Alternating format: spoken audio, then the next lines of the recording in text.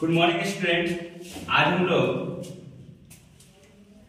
कुछ स्टैटिस्टिक के बारे में सीखेंगे यहाँ पर, जहाँ पर आपको बताया जाएगा कि स्टैटिस्टिक हमारे लिए क्यों जरूरी है। जैसे आप देखते होंगे आपके बीच में बहुत सारे डाटा जो है फ्लो करते रहते हैं, इधर उधर जो आप बहुत सारे डाटा से आप जो है कभी मैथमेटिक्स में तो कभी किसी और क्षेत्र में जो है आपको डाटा से रूबरू होते हैं। तो उसी डाटा को जो है हम ग्रुप करके हम मैनेज करके कैसे उसको जो है अपने तरीके से ढाले ताकि हमको जो है रिकॉग्नाइज हो, अच्छे तरीके से याद हो और इस डाटा को जो है सुचारू तरीके से हम याद कर सके। इसके चलते जो है आप देखिएगा कि एक चैप्टर है स्टैटिस्टिक का, उसको आपको पढ़ाया जाता है। तो यहाँ आप जो क्लास 9 में जो है एक पार्ट है स्टैटिस्टिक का, उसका नाम है हिस्टोग्राम। ठीक है, तो हिस्टोग्राम की मदद से कैसे डाटा को जो है सोल्व आउट करना है और निष्कर्ष निकालना है, इसके बारे में आपको जानकारी दिया जाएगा। तो यहाँ पर देखिएगा एक क्वेश्चन आपके सामने आया है, draw histogram to represent the following information. जहां पर एक क्लास इंटरवल दिया हुआ है और फ्रीक्वेंसी दिया हुआ है।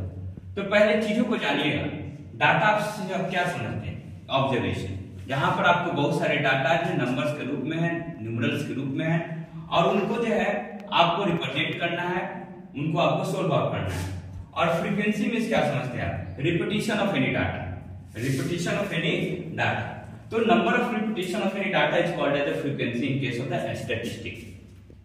आप देखिएगा तो यहाँ जो है हमें क्लास इंटरवल दिया गया है, फ्रीक्वेंसी दिया गया है और इसकी मदद से जो है हमें हिस्टोग्राम का निर्माण करना है। इस कहने का मतलब ग्राफ का निर्माण करना है। तो यहाँ देखिएगा डाटा जो है दो तरीके से, एक यहाँ से है देखिएगा इंटरवल, इनके बीच में है 5 का इंटरवल, इनके बीच में गैप जो है वो 5 का है, इनके बीच में गैप है 10 का है, इनके बीच में गैप है 20 का है, इनके बीच में गैप है 30 का है।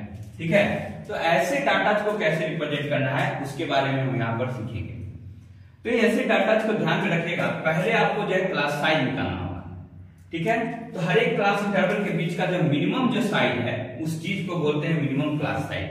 ठीक है, तो मिनिमम क्लास साइज देखिएगा 5, 5, 10, 20, 30, इनमें मिनिमम कौन है? 5। कौन है? 5। तो उस कंडीशन में मिनिमम क्लास साइज क्या ले लेंगे? 5। अब देखिएगा एक फार्मूला निकल के सामने आता है स्टैटिस्टिक में हिस्टोग्राम के लिए, वहां पर हाइट ऑफ द रेक्टेंगल जो डिटरमिनेशन किया जाए, तो ग्राफ जो पारिएगा, अगर एक ग्राफ जो अगर पारिएगा तो इसका हाइट क्या होना चाहिए, और ये हाइट जो होगा, height of the rectangle for a given class interval is equal to its frequency divided by its width into 5। इस कहने का मतलब मिनिमम क्लास साइज। ये जो आपका जो 5 है वो क्या? Minimum class size. तो आपको इट्स फ्रीक्वेंसी, इस कहने का मतलब रिपीटिशन, कितनी बार वो डाटा रिपीट किया है, एंड इट्स विड्थ, इसकी क्या है? गैप। इसका क्या है? क्लास इंटरवल का गैप। तो आप देखिएगा क्लास इंटरवल कितना है, अगर फर्स्ट केस के लिए लेते हैं तो देखो height of the rectangle 5 to 10 is 5 to 10 के लिए देखिएगा यहाँ पर क्या है आपके पास? फ्रीक्वेंसी कितना है? 6। तो यहाँ पर 6 डिवाइडेड बाय इसका गैप कितना है? 5। So divide by 5 and minimum class size is 5, so it will be 5। तो after cutting this 5 to 5 it will get as 6। तो हम लोग को 6 एज प्राप्त हो रहा है ये क्लास इंटरवल के लिए जो रेक्टेंगल जो हम लोग ड्रॉ करेंगे उसका हाइट। देखिएगा उसी तरीके से हम लोग जो है सारे डाटा को we can calculate for the other intervals and complete the table.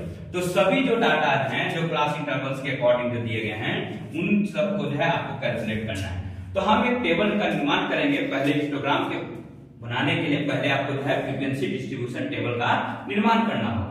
और फ्रीक्वेंसी डिस्ट्रीब्यूशन टेबल में देखिएगा कि बहुत सारे रोज होंगे, बहुत सारे कॉलम्स होंगे। तो पहले आपको जो है कॉलम्स का निर्माण करना है और उसमें क्या लिखना चाहिए उसके बारे में आपको जानकारी होना चाहिए। तो फर्स्ट पार्ट में क्या लिखना है? Class interval. तो क्लास इंटरवल लिख दिया गया। उसके बाद क्या आपको मिला हुआ है? फ्रीक्वेंसी।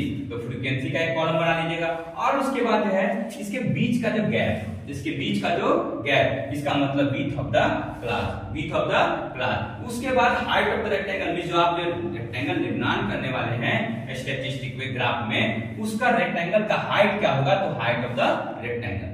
तो देखिए पहले वाले गैप के लिए जो है 5 to 10 और इसका क्या दिया गया था? इसका जो है आपका फ्रीक्वेंसी 6 है। तो इसका गैप कितना हो गया? 5 to 10 का गैप कितना हो गया? 5 का।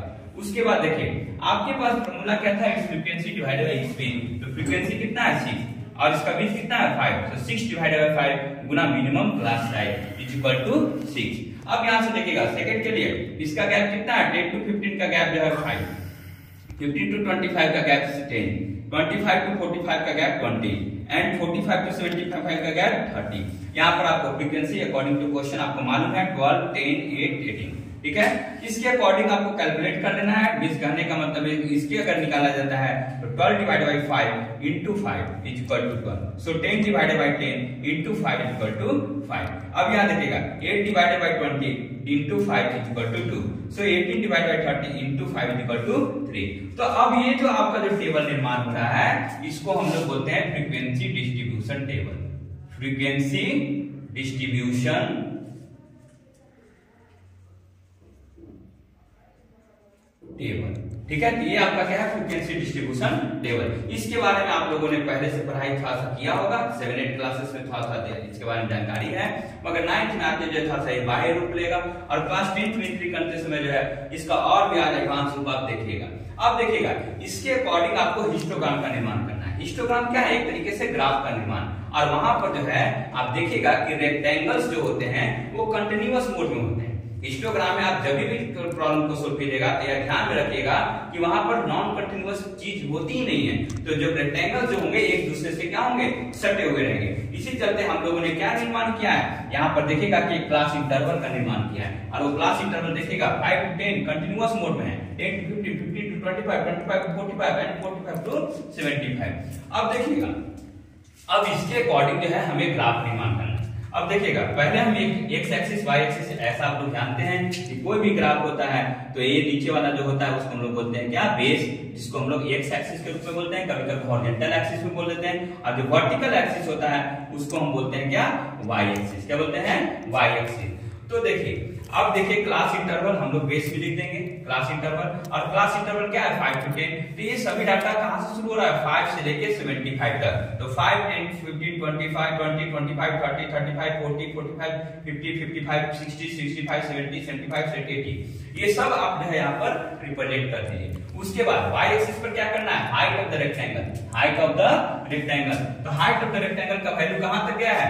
देखिएगा 6 height of the rectangle 6 to लेके देखिएगा 2 मिनिमम है एंड मैक्सिमम कितना है? 12। तो 2 से लेके 12 तक हमको रिप्रेजेंट करना है। तो हम लोग 1 2 3 4 5 6 7 8 9 10 11 12 लिख देंगे यहाँ। अब देखिएगा पहला वाला गैप के लिए 5 to 10 के लिए कितना है आपके पास? Height of the rectangle 6।